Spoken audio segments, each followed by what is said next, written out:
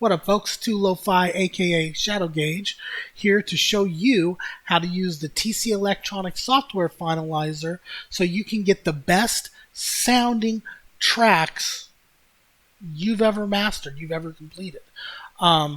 It's fairly, when you first open it, it has a fairly daunting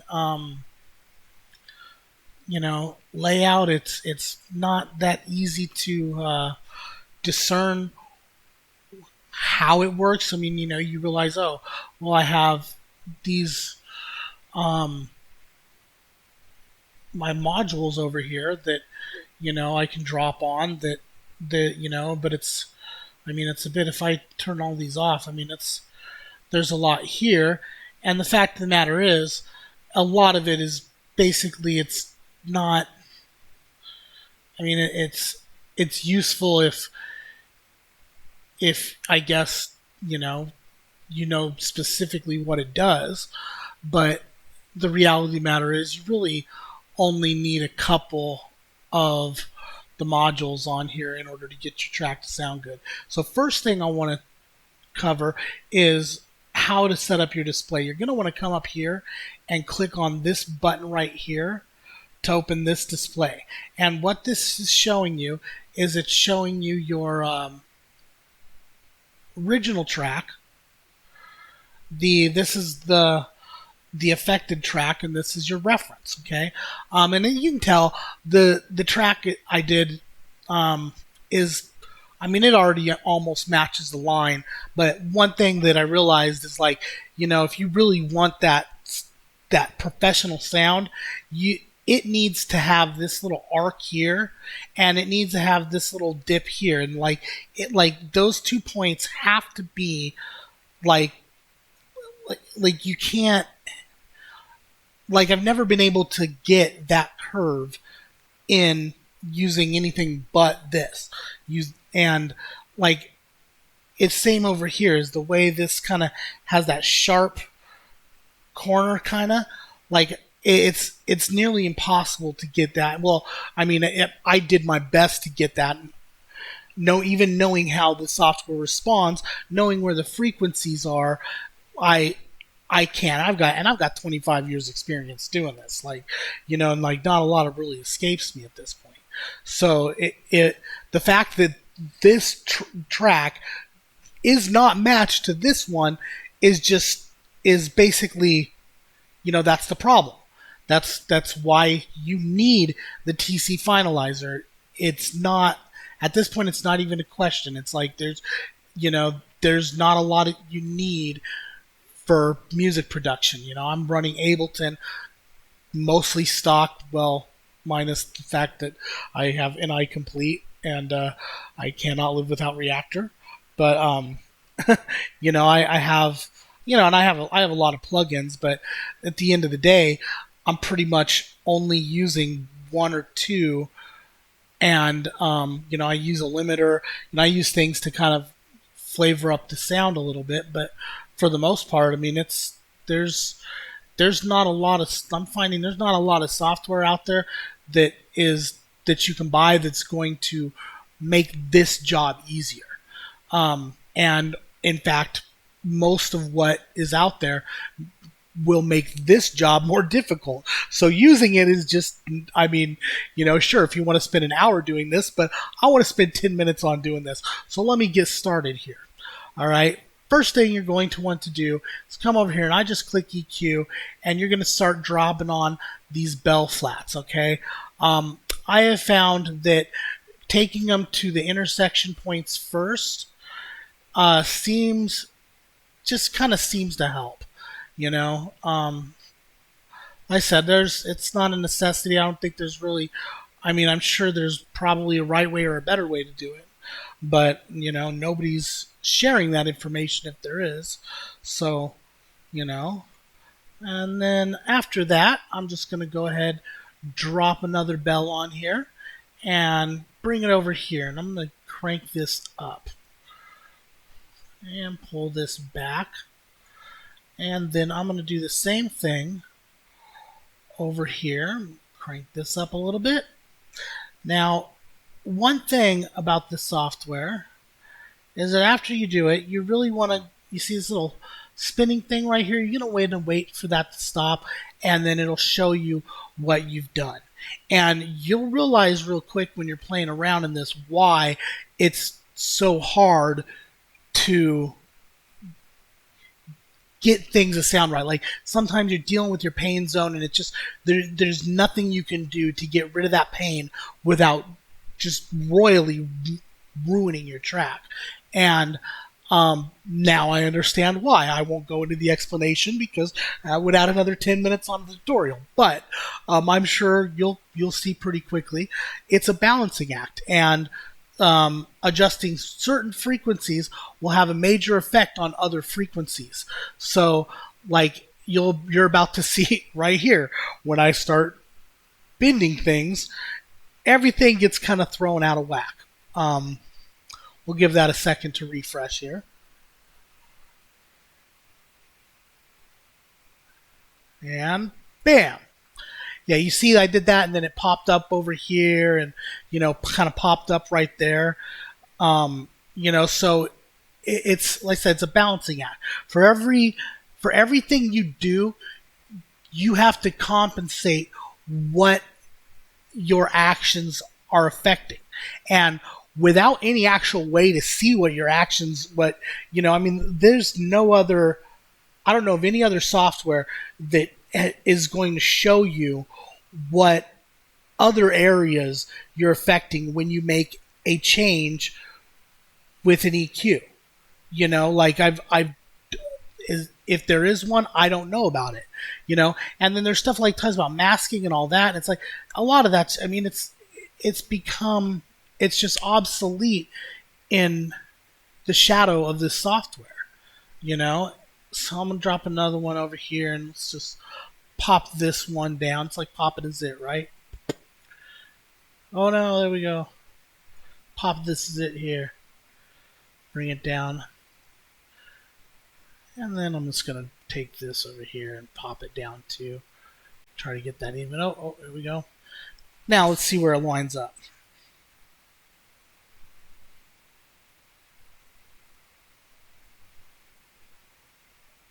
Yeah, it's, now that's way down, so let's go ahead and push this back up. You see what I'm saying? It's like, well, if you were having issues in your pain zone, which adds around the pain zone, I brought it down, and then making an adjustment up here just dropped it even more. So when you have this arc, when you have basically this point correct, it's going to fix the problems in your pain zone. And that's between 40K and around 85, or 40 hertz and around 85 hertz. So if you're having problems in your pain zone, you're lowering it around 3K, you're really not helping your situation. It's fun times. Well, everything else looks good. Let's go ahead and pop this up a little here. And then I'm going to go ahead and drop another bell on. I can drop as many of these bells on as you want. Pop this down.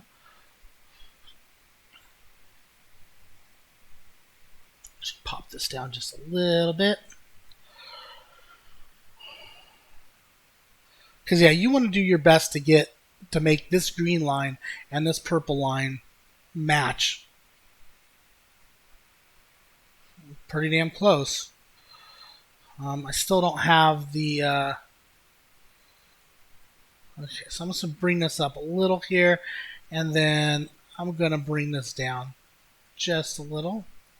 And if you notice, my loofs are now at 5. So after all this is done, I'll show you how to bring your loofs up so that you can meet your target, whatever your target is.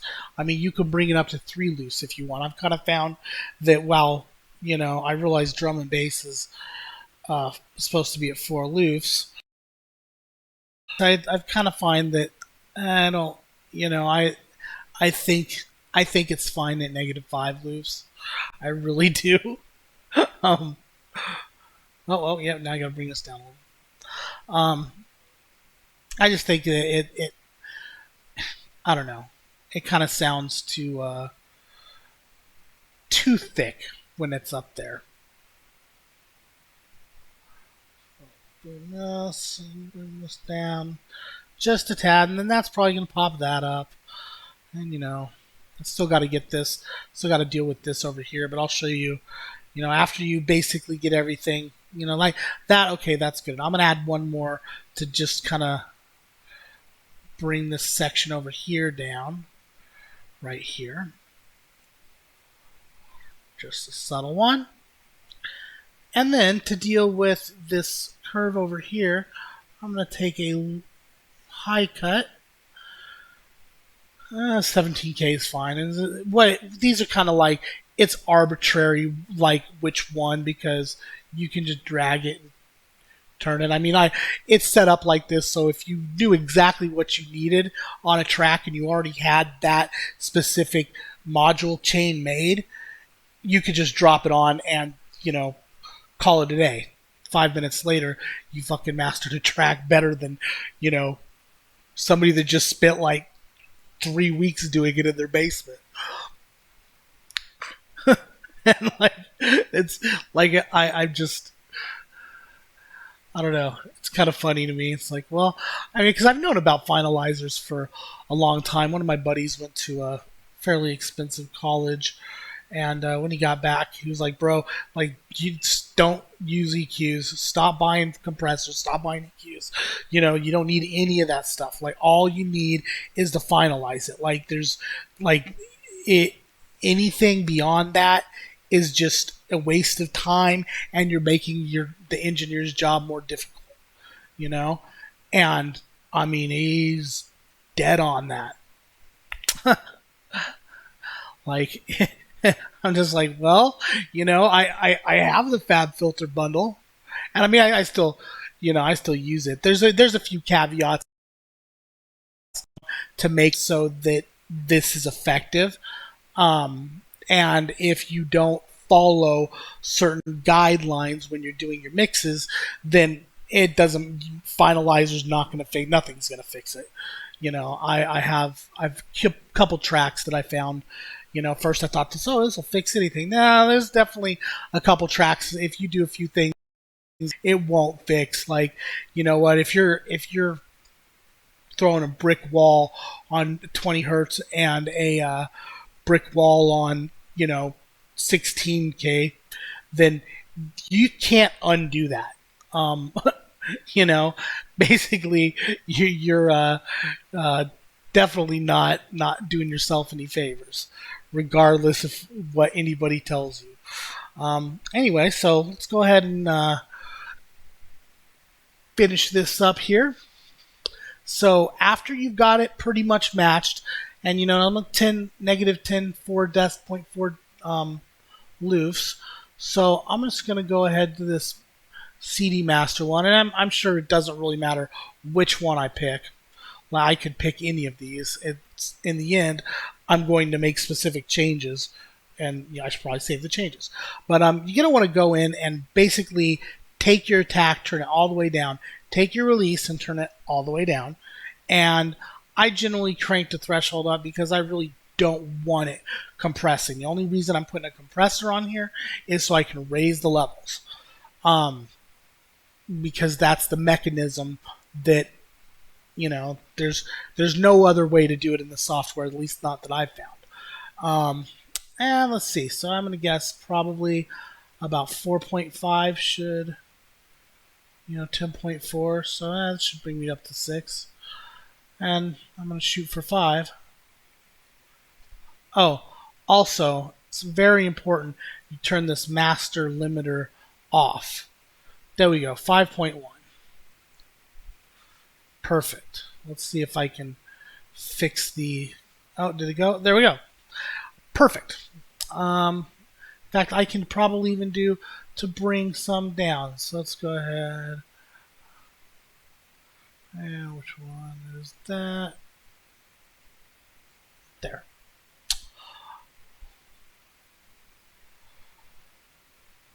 Let's bring it down. Yeah, it is like... It is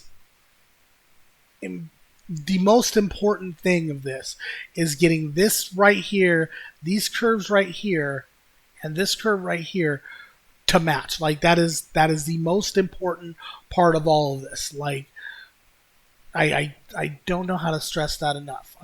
I've played with it. I've failed. I mean at this point I'm nothing but successful with it, and I'm going to all my old tracks and I'm fixing them all, and they all just sound so much better now. They're all thick, and it sounds like something that you know. I used to be really picky on what I'd play in a DJ mix, and if it wasn't properly finalized and mastered from like a professional studio, then I wasn't going to mix with it because it didn't sound good next to the other tracks. And yeah, I never mixed any of my own music because it never sounded good. And now it sounds beautiful anyway. So this is the original. This is one of my tracks, Old School in it. Go ahead and play that.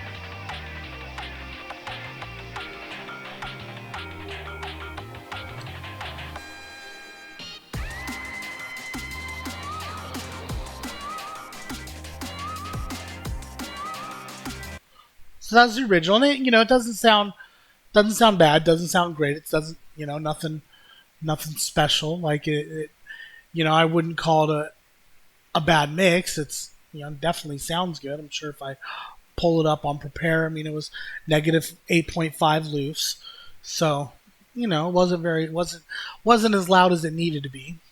But let's go ahead and do the comparison here, and you'll hear the difference.